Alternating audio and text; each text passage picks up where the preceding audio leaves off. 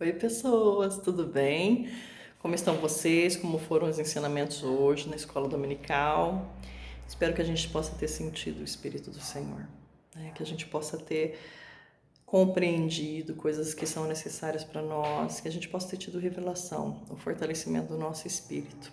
Eu sou muito grata, né, por estar podendo fazer o Vem Segue-me, por estar sendo Doutrina e Convênios, História da Igreja, porque a história da Igreja é a nossa história também, né?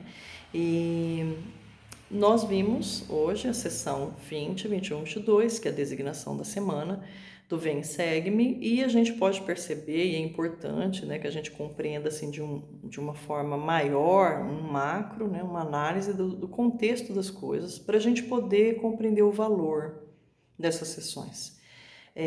Nós temos aqui a restauração da Igreja de Jesus Cristo na Terra. Não é coisa pouca, não. Então vamos entender por quê. Olha o crescendo de luz e de poder que foi sendo dado. Século XIX, 1830, dia 6 de abril foi restaurada a igreja.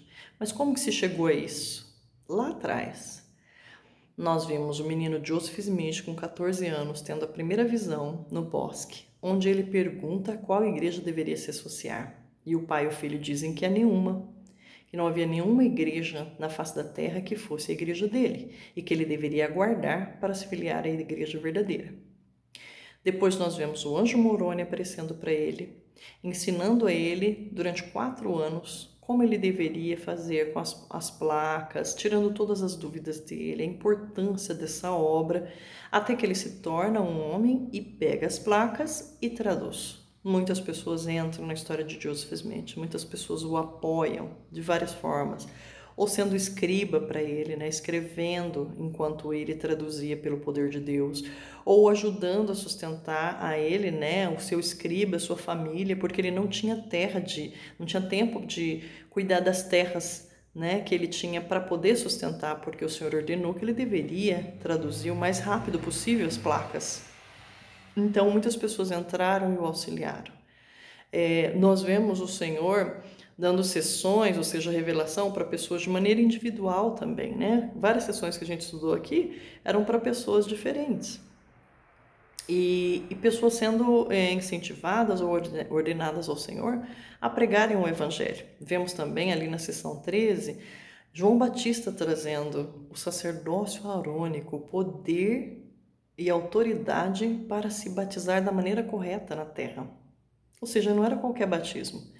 Ah, vem se batizar aqui na minha igreja. Não, era um batismo pelo poder e autoridade de Deus, dado pelas mãos de quem tinha essa autoridade lá no passado. Era João Batista, aquele que batizou Jesus Cristo. E muitas pessoas acabaram se batizando graças a essa ordenança, né? Que João Batista passou autoridade para Joseph Smith e Oliver Cowdery. No dia da restauração da igreja, inclusive, o Manual de Doutrina e Convênios, ele passa a seguinte informação, né? O dia que foi restaurada, aconteceu uma coisa importante, né, para a igreja. Tá na história da igreja, diz assim: em abril de 1830, como parte da reunião para organizar a Igreja de Jesus Cristo, Joseph Smith e Oliver Cowdery confirmaram aqueles que haviam sido batizados previamente e concederam-lhes o dom do Espírito Santo. Os pais de Joseph Smith foram batizados e confirmados naquele dia. Foi uma ocasião muito feliz para o profeta, que exclamou: Louvado seja o meu Deus, por ter me permitido ver meu próprio pai ser batizado na verdadeira igreja de Jesus Cristo. Então, foi algo assim que marcou muito a vida daquela família, porque assim como muitas famílias que existiam na época, né, elas tinham o desejo de adorar o Senhor Jesus Cristo obedecendo a Bíblia. E eles viam que havia muitas religiões, mas que cada uma delas interpretava uma escritura de forma diferente, então aquilo acabava com a confiança que eles deveriam ter naquelas religiões. Então, saber que estavam sendo batizadas na igreja ordenada por Cristo, com o poder do sacerdócio feito da maneira correta, era uma alegria muito grande para eles, né? Então, muitas pessoas naquela ocasião também foram batizadas e outras confirmadas, né, naquele dia como membros da igreja. Então, se a gente for parar para pensar o valor disso tudo, não só para a família de Joseph Smith, daquelas pessoas, mas o valor para a humanidade. Vamos ver de forma muito maior. Então, nós temos aqui a igreja sendo restaurada. Por que é importante a igreja de Cristo ser restaurada? Vamos voltar lá na igreja primitiva de Jesus Cristo, de quando ele veio a essa terra e organizou. Então, nós temos desde Adão, porque o pecado entrou no Jardim do Éden, né? Veio a essa terra, nós começamos a morrer fisicamente e espiritualmente por causa do pecado. Desde então, os anjos começaram a ensinar os homens, né? Adão foi um dos que foi instruído por anjos. E a humanidade começou a esperar o Cristo, porque os anjos disseram que Cristo seria aquele que expiaria pelos pecados do mundo e daria oportunidade novamente de se purificar, de nos purificarmos e voltarmos a Deus. Quando Cristo chega, você vê tantos anos esperando, vários patriarcas e profetas falando do Cristo. Quando ele chega, como ele não era da maneira que os israelitas queriam naquela época, né, um homem de poder, que lutaria na frente de exércitos e que teria poder suficiente para derrubar Roma, porque naquela época eles eram um país cativo de Roma, né? As pessoas não aceitaram ele, porque elas não compreenderam os profetas. Porque tantos, inclusive Isaías, de forma tão clara, ensinou quem era Cristo, como ele viria, forma simples, mas não quiseram ouvir, não quiseram aceitar, né? Então, quando Cristo veio, ele cumpre tudo aquilo pelo qual ele veio, inclusive instituindo a sua igreja. Por que instituir uma igreja? Para que as outras pessoas tivessem a oportunidade de aprender aquilo que os apóstolos aprenderam e que as pessoas que estavam ao redor de Jesus Cristo aprendiam, né, através das parábolas, e alguns seguiam a ele, outros não. É uma escolha, mas Jesus queria que as outras pessoas tivessem essa escolha também. A igreja foi então organizada de forma que ela fosse eficiente para pregar esse evangelho. Como que ela foi organizada? O que ele fez? Qual foi a forma que ele encontrou? Lá em Mateus 16, 15 e 19, fala sobre uma parte dessa organização, né, de como a igreja primitiva era. Disse-lhes ele: e vós, quem dizeis que eu sou? E Simão Pedro respondendo disse: tu és o Cristo, o Filho do Deus vivo. E Jesus respondendo disse-lhe: bem-aventurado és tu, Simão Barjonas, porque tu não revelou a carne e o sangue, mas meu Pai que estás nos céus. Pois também eu te digo que tu és Pedro, e sobre esta pedra edificarei a minha igreja, e as portas do inferno não prevalecerão contra ela. E eu te darei as chaves do reino dos céus, e tudo que ligares na terra será ligado nos céus, e tudo que desligares na terra será desligado nos céus. Então Jesus está falando aqui da igreja dele. Eu vou te colocar como cabeça da igreja, como presidente da igreja. E tudo que você ligar na terra vai ser ligado nos céus. O que desligares na terra será desligado nos céus. Você vai ser aquele que vai revelar aquilo que é necessário para a minha igreja. Ou seja, quando eu for embora, você vai ser aquele que vai mandar a revelação que eu te mandar para todos os outros membros da minha igreja. Então, assim como no ano passado Pedro teve esse chamado de ser o revelador para a igreja, hoje o presidente da igreja de Jesus Cristo dos Santos Últimos Dias, ele faz o mesmo papel que Pedro. Ele é chamado para ser o vidente e revelador da igreja. Então tem um manual de Doutrina e Convênios, onde tem uma citação do elder Joe A. Widsoy, que diz assim: vidente é alguém que vê com os olhos espirituais. Alguém que enxerga o significado do que parece obscuro para as outras pessoas. Portanto, é um intérprete e torna clara a verdade eterna. Prevê o futuro a partir do passado e do presente. E isso ele faz por meio do poder do Senhor, que opera diretamente sobre ele ou indiretamente com o auxílio de instrumentos divinos como o Urim e o Tumim. Em suma, é alguém que vê, que anda na luz do Senhor com os olhos abertos. Ele vê com os olhos espirituais. Ele percebe, ele enxerga, ele sabe o que vai acontecer. Pedro era chamado para fazer esse papel no passado. Primeiro presidente da Igreja de Jesus Cristo, Pedro. Joseph Smith foi o profeta da restauração, vidente e revelador. O Senhor revelava para ele revelava para a igreja. Hoje, o presidente atual, o profeta Russell M. Nelson, faz esse mesmo papel, né? Então, a gente compreender, e até tem uma escritura aqui que vai ajudar a gente a entender também, né, a solidificar a ideia de como se fundamenta a Igreja de Cristo. Diz assim, ó, Efésios 2, 19, 20 e 21. Assim que já não sois estrangeiros, nem forasteiros, mas concidadãos dos santos e da família de Deus, edificado sobre o fundamento dos apóstolos e dos profetas, de que Jesus Cristo é a principal pedra da esquina, no qual todo edifício bem ajustado cresce para o templo santo do Senhor. Então, assim como a igreja no passado estava fundamentada, profeta, apóstolos, a igreja de Jesus Cristo hoje, da mesma forma, ela recebe a mesma fundamentação, porque foi ele que pediu para ser feito assim, né? Ainda para terminar, lá em Lucas 10, 1, né, na Bíblia, também é falado, né, sobre uma parte que as pessoas não param para pensar muito, né? Mas lá em Lucas 10, 1, o Senhor explicou uma outra coisa que deveria ter na igreja dele lá e que também teria que ter hoje.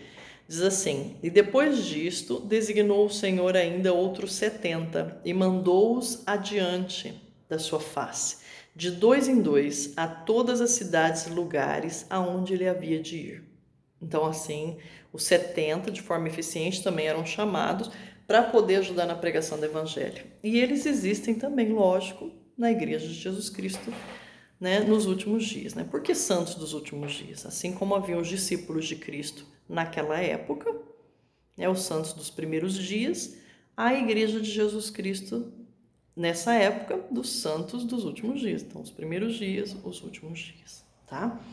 E aí a gente vê na Igreja Restaurada, então, as mesmas coisas. E as ordenanças corretas que haviam no passado. Ordenança do batismo, ordenança do sacramento de todo domingo, né? Também de como passar o sacerdócio de um para o outro, né? Você não cria, não inventa o sacerdócio, é autoridade, lembra? João Batista não trouxe do batismo. Pedro, Tiago e João, né, não deu as chaves também do sacerdócio maior para Joseph Smith e Oliver Cowdery. Então vem dos céus e essa autoridade verdadeira vai passando aos homens. Então tem algumas escrituras aqui que eu gostaria de compartilhar com vocês que falam em relação a isso, né? Que esclarecem aqui a nossa ideia de como o governo da igreja deve ser. Em Doutrina e Convênios 2060 diz assim: todo elder, sacerdote, mestre ou diácono deve ser ordenado de acordo com os dons e chamados que de Deus receber, e deve ser ordenado pelo poder do Espírito Santo, que está naquele que o ordena. Então não é assim, né? Uma invenção. O Senhor chama para um certo ofício, para um certo chamado, e o Espírito que sela sobre a cabeça da pessoa. Então, não é um teatrinho, né? Não adianta a gente tentar fazer igual e não ter autoridade do sacerdócio, porque o Espírito não vai selar, tá? Aquele sacerdócio àquela pessoa. E aqui no 72 e 79, ele fala como deve ser o batismo. O batismo deve ser administrado da seguinte maneira: a todos os que se arrependem. A pessoa que foi chamada por Deus e tem a autoridade de Jesus Cristo para batizar, descerá a água com aquele que se apresentou para o batismo e dirá, chamando-o pelo nome: tendo sido comissionado por Jesus Cristo, eu te batizo em nome do Pai e do Filho e do Espírito Santo. Amém.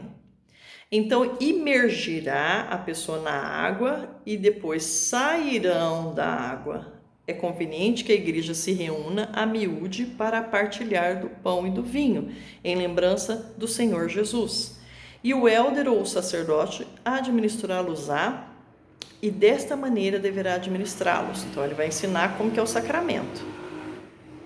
Ajoelhar-se-á com a igreja e invocará o Pai em solene oração, dizendo: Ó Deus, Pai eterno, nós te rogamos em nome de teu Filho Jesus Cristo, que abençoes e santifiques este pão para as almas de todos os que partilharem dele, para que o comam em lembrança do corpo de teu Filho e testifiquem a ti, ó Deus Pai eterno, que desejam tomar sobre ti o nome de teu Filho e recordá-lo sempre, e guardar os mandamentos que ele lhes deu, para que possam ter sempre consigo o seu Espírito. Amém.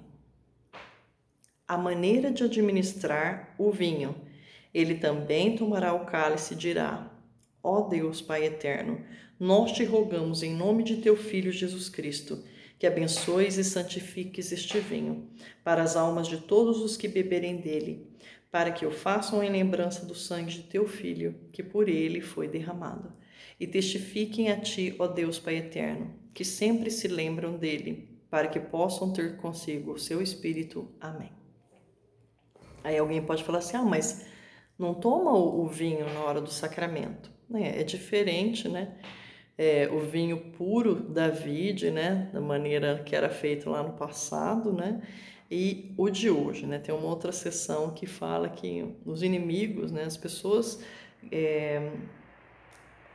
A maneira que o vinho é hoje não é a maneira que era no passado, né? Hoje bem fermentado, né? Essas coisas não fariam bem, mas não importa se é o vinho ou se é a água do que a maneira que nós tomamos hoje, mas importa a autoridade que está por trás. Então foi trazido que deveria se tomar a água, né, no lugar do vinho, por questão dessa maldade que é no mundo e de como as coisas são feitas hoje, né? Inclusive o vinho.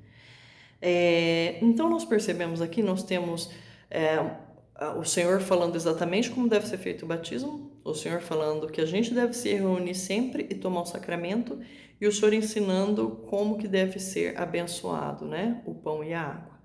E essas mesmas revelações foram dadas lá no livro de Mórmon, aqui nas Américas, né, para os filhos de Deus. Então Moroni 4:5 fala exatamente isso lá no livro de Mórmon.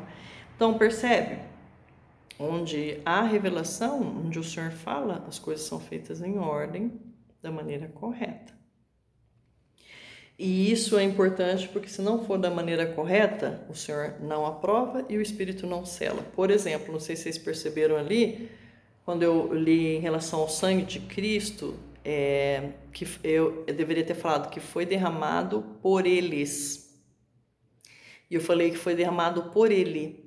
Quando um portador do sacerdócio comete um erro desse, ele tem que começar tudo de novo a oração, né, da bênção, do sacramento, porque as coisas têm que ser feitas da maneira correta. Quando vai se batizar, né, eles vão batizar a pessoa, e do jeito que Jesus falou que tem que imergir totalmente o corpo da pessoa e depois levantar, ficam 2 testemunhas para olhar como está sendo feito o batismo. E se a pessoa não for totalmente imersa na água, representando a morte da antiga vida, a morte para aqueles pecados que ela já cometeu, mas que não quer cometer mais, e a vida nova que ela se levanta limpa, né, purificada, se não for feito dessa maneira, a pessoa tem que fazer de novo. Eu já vi pessoas mais de 3 vezes fazerem as testemunhas, falar assim, não, ficou o joelho para fora, levantou o pé, o cotovelo ficou para fora. Tem que fazer da maneira correta, assim como Jesus Cristo foi batizado por João Batista. Tá bom? As coisas do Senhor, né, a casa do Senhor é uma casa de ordem, né? Então, como é importante? Como é importante, né? Tem uma parte aqui no Manual de Doutrina e Convênios que fala que não importa quantas vezes que a gente foi batizado, se a gente não foi batizado da maneira correta, então aqueles batismos não valem. A maneira correta é a maneira do Senhor, e a maneira do Senhor é também pela autoridade que Ele manda, né? Sem a autoridade correta do sacerdócio, nós não temos, né, como dizer que fomos batizados para entrar no reino de Deus, tá? Aqui também tem uma citação, né, do elder Brian T. Hinckley, que fala sobre o sacramento, que a gente deve se reunir sempre no sacramento todo domingo, né? Então, por quê? Quando você se batiza, você faz convênios com Jesus Cristo. Você coloca o nome dele sobre sua cabeça, de que vai segui-lo. Quando você toma o sacramento todos os domingos, você se purifica dos pecados que você cometeu durante a semana, porque ninguém depois que se batiza vai se tornar perfeito, mas vai evoluir em busca da perfeição de Cristo. Ninguém vai sair daqui dessa terra perfeito, mas conforme evolui, vai se tornando mais a semelhança de Jesus. Então, é importantíssimo o sacramento na nossa vida. E essa citação diz assim: a única coisa que garante a segurança de cada homem e mulher é comparecer à mesa do sacramento todos os domingos. Não nos afastamos muito do Senhor em uma semana, não tanto a ponto de não conseguirmos, pelo processo de autoanálise, corrigir os erros que possamos ter cometido. O caminho para a mesa do sacramento é a senda segura para os santos dos últimos dias. Então, lembra quando Jesus Cristo instituiu o sacramento? Ele distribuiu o pão e o vinho? Qual a intenção, né, que o Senhor tinha? Ele sabia que ele logo ia morrer. Né? Naquela noite ele expiaria pelos nossos pecados no Monte das Oliveiras e depois ele iria, né, ser levado embora para a morte. Então ele comeu a última vez com os apóstolos e disse que era para eles fazerem daquela mesma forma que ele estava ensinando. A gente viu aqui as orações, né, do sacramento, abençoar o pão, né, e a água. Ele instituiu o sacramento para que não se esquecesse dele. E é verdade, porque todo domingo, quando nós tomamos o sacramento, o que a oração aqui do sacramento falou? Que possam, né, sempre se lembrar de Cristo, para que possam ter consigo o seu Espírito. Amém. Então, quando a gente renova esse convênio a cada domingo e vamos buscando ser pessoas melhores na semana que vem e melhores na outra semana, por que nós estamos tentando ser melhores? Porque no domingo a gente, né, fez um convênio, renovou o convênio do batismo, de que nós queremos continuar sendo os discípulos de Cristo que nós aceitamos ser no batismo, né? Então, por isso esse elder, né, ele fala isso, que a senda mais segura é estar todo domingo diante da mesa do sacramento, né? Que isso vai nos levar ao Salvador Jesus Cristo. Então, quando nós sentimos, né, quando nós percebemos os milagres do Senhor na nossa vida por meio do Espírito do Senhor, né, nós podemos dar mais valor ainda à restauração. Esse Espírito voltou à terra porque agora ele pode testificar da verdade. Agora ele pode dizer se uma igreja é verdadeira ou não, se nós perguntarmos com sinceridade. Nós temos esses testemunhos, né? As pessoas que já entraram para a igreja e entraram porque adquiriram esse testemunho, tiveram a coragem e o desejo sincero, não pedindo sinal, mas o desejo sincero de saber se a igreja é verdadeira.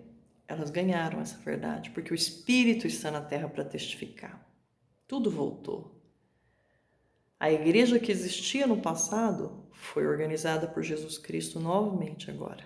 E nós podemos saber por meio do Espírito Santo. Nós mesmos podemos saber. Eu não vi o livro de Mórmon. Você não viu o livro de Mórmon. Mas a gente pode perguntar para o Espírito que não mente se o livro de Mórmon é verdadeiro. Nós podemos vê-lo aqui, né, traduzido, Doutrina e Convênios, Pérolas de Grande Valor. Eu posso tocar, eu posso ler e posso saber se é verdadeiro. Graças ao Senhor, graças à restauração do Evangelho, graças à restauração do governo de Jesus por meio do sacerdócio, né? Nós podemos saber, nós podemos conviver com muitos milagres. Então eu sou muito grata ao Salvador por nos amar tanto, que trouxe de novo, mesmo diante do poder de Satanás, de ter retirado, de ter matado a ele, né, que matou ele, e ele, milhões, zilhões de vezes mais poderoso, ressuscitou.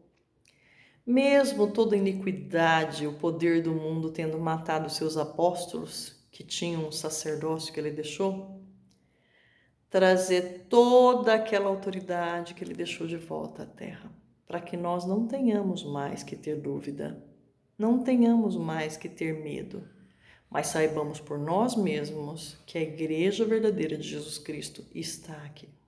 Qual a diferença que isso faz? Nós não precisamos mais confiar no conceito, nas ideologias e nos caminhos dos homens, do mundo. Nós podemos saber qual é o caminho, a verdade e a luz que vai até Deus. Jesus Cristo e a igreja que ele organizou para que nós conseguíssemos aprender, desenvolver, aperfeiçoar-se para estar na presença dele. Eu presto meu testemunho dessas coisas. Eu sei que Joseph Smith foi o profeta da restauração. Jesus falou com Joseph, o Pai Celestial falou com Joseph e orientou por meio do anjo Moroni as coisas que ele deveria fazer para que a igreja pudesse estar aqui de volta. Eu sei que o profeta Russell M. Nelson é um profeta de Deus, o profeta que está na terra hoje. Ele não é só responsável pela igreja que Jesus restaurou, ele é responsável pelo mundo todo. É uma responsabilidade muito grande, mas ele tem Deus e Jesus Cristo ao seu lado. Eu presto meu testemunho dessas coisas e grata por Jesus Cristo. Em nome de Jesus Cristo, amém.